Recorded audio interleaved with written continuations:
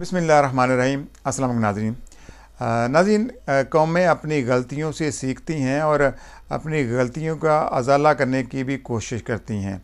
हमने देखा कि 1971 में हमारे ताकतवर हलकों ने आवाम के मैंडेट का एहतराम नहीं किया था और पाकिस्तान दो लख्त हो गया और फिर उसका खमियाजा पूरी कौम ने भुगता।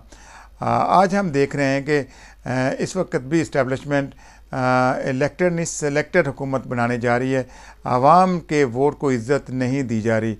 जिन दो पार्टियों को इक़्तिदार दिया जा रहा है उन दो पार्टियों ने भी वोट को इज़्ज़त नहीं दी, हालांकि इससे पहले यही पार्टियां वोट को इज़्ज़त दो का नारा लगाती रही हैं। अब ये देखना है कि ताकतवर हल्के आवाम के मैंडेट का एहतराम क्यों नहीं कर पा रहे।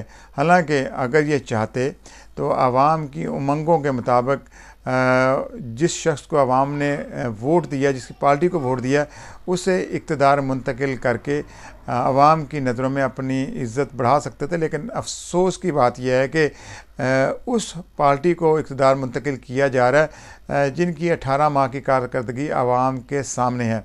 इन दो पार्टियों ने पाकिस्तान को मौशी तौर पर मफलूज किया और पाकिस्तान के कौमी ख़जाने को बेपनाह नुकसान पहुँचाया।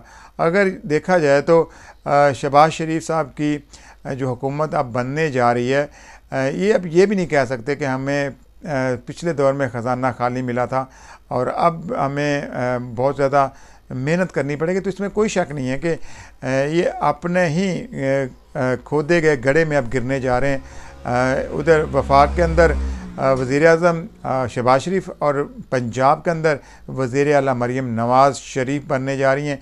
तो अब यह है कि एक ख़ानदान ही पाकिस्तान के ऊपर पिछले 45-40 साल से बिला शिरकत गैरी रूल कर रहा है और दूसरा भट्टो ख़ानदान भी जो अब तकरीबन ख़त्म हो चुका है। अब यह है कि ज़रदारी लीग और पीपल्स पार्टी तो है, लेकिन अब वो भी सदर का ओहदा लेने जा रहे हैं। अब आवाम को ये फ़ैसला करना है कि ये जो हुक्मरान इन पर मुसल्लत किए जा रहे हैं, क्या ये आवाम के उमंगों के मुताबिक फ़ैसले कर सकेंगे या नहीं। क्योंकि ये आवाम के आजमाए हुए हैं, जिन्होंने मुशत का बेड़ा गर्क किया, जिन्होंने पाकिस्तान को कमज़ोर किया और वफाक पाकिस्तान को कमज़ोर किया। 18वीं तरमीम के बाद पाकिस्तान के जो सूबे हैं वो ज़्यादा ताकतवर हुए और वफाक पाकिस्तान कमज़ोर हुआ। तो ये ज़रदारी साहब का तोहफ़ा था। तो अब भी अगर वो सदर बनने जा रहे हैं तो मुझे नहीं लगता है इनसे मुल्क की मईशत संभल पाएगी, क्योंकि मईशत के लिए एतमाद साजी बहुत ज़रूरी है। जब तक सरमायादारों का एतमाद बहाल नहीं होगा, पाकिस्तान में सरमायाकारी नहीं होएगी।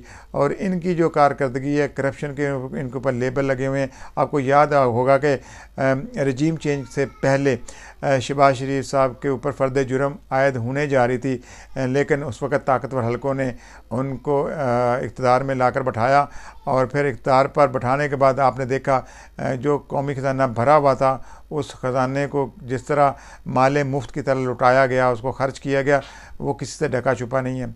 और दूसरी अहम बात यह है कि हमारे जो सीनियर सहाफ़ी हैं अहमद मीर साहब, उन्होंने ये कहा था कि इलेक्शन के बाद भी बेयकीनी की सूरत कायम रहेगी और इलेक्शन के बाद भी हमें हालात इससे ज़्यादा ख़राब होते हुए दिखाई देते हैं।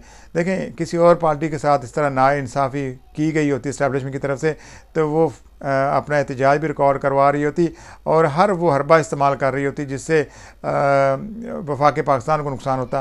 लेकिन मैंने देखा है कि पाकिस्तान तहरीक इंसाफ और उसकी सीनियर लीडरशिप ने बड़े तहम्मुल का मुजाहरा किया और आइनी और कानूनी रास्ता अपनाया। तो अब भी इनके पास मौका था कि उनको इक़्तिदार देते, लेकिन चलें, मैं इसमें हक़ में हूँ कि PDM ही अपनी गंदगी साफ़ करे, क्योंकि ये जो गड्ढा खोदा था PDM ने, वो ख़ुद ही इस गड्ढे में गिरने जा रही है, क्योंकि ये मसाइल इन्हीं के पैदा किए गए हैं। और जो अहम बात है वो यही है कि अगर PTI अपोजिशन में बैठती है तो वो एक तगड़ी अपोजिशन होगी जो इनको खुल कर इक़्तिदार का मज़ा नहीं लेने देगी। और इसके अलावा हालांकि ये वाहिद हुकूमत है जिसको इस्टेब्लिशमेंट, अदलिया और तमाम सियासी पार्टियों की हमायत हासिल है, लेकिन यह है कि उधर से PTI भी अब मुख्तलिफ़ छोटी छोटी सियासी जमातों की भी सपोर्ट हासिल करने की कोशिश कर रही है, क्योंकि इसमें तो कोई शक नहीं है कि धांधली हुई है। और कमिश्नर रावलपिंडी के बयानात के बाद हर चीज़ खुलकर वाज़ेह हो चुकी है कि एक पार्टी को धांधली के लिए के ज़रिए जितवाया गया और उसका नुकसान हुआ, और ये हुआ कि ये जो इलेक्शन है उसकी शफाफियत पर कई सवालात उठ गए। तो बाकी इंटरनेशनल मुबसर और बाकिया जो सहाफ़ी दोस्त हैं वो भी यही वाज़ह तौर पर बता रहे हैं कि ये साफ़ शफाफ इलेक्शन नहीं हुए पाकिस्तान में, कि एक सियासी जमात के मैंडेट को चोरी किया गया। तो बहरहाल हुकूमत बनने जा रही है। अब ये देखते हैं इन हुकूमत को दुनिया भर में क्या इज़्ज़त और क्या पजीराई मिलती है। और तीसरी अहम बात यह है कि हमारे जो काजी फ़ाइज़ ईसा साहब हैं उन्होंने एक ऐसा फ़ैसला दिया जिसके ख़िलाफ़ पाकिस्तान भर में इस्लामी तंजीमें और आवाम सड़कों पर एहतजाज रिकॉर्ड करवा रही हैं। अब ये देखते हैं कि ये एहतजाज क्या रंग लाता है। और आखिर में मैं ये कहूँगा कि एस्टेब्लिशमेंट को हुकूमत बनाने दी जाए। अगर ये हुकूमत बना लेते हैं तो मैं दावे से कह सकता हूँ ये चंद महीनों की मेहमान होगी। हालांकि इनको ये लगता है कि हमें हर तरह की सपोर्ट हासिल है, लेकिन आवाम जिस तरह जुल्म और सितम की चक्की में और महंगाई की चक्की में फिस रही है, अब उनकी बात बर्दाश्त से बाहर हो चुकी है। तो आज के वीलॉग से इतने, कल फिर मुलाकात होगी। अल्लाह हाफ़िज़।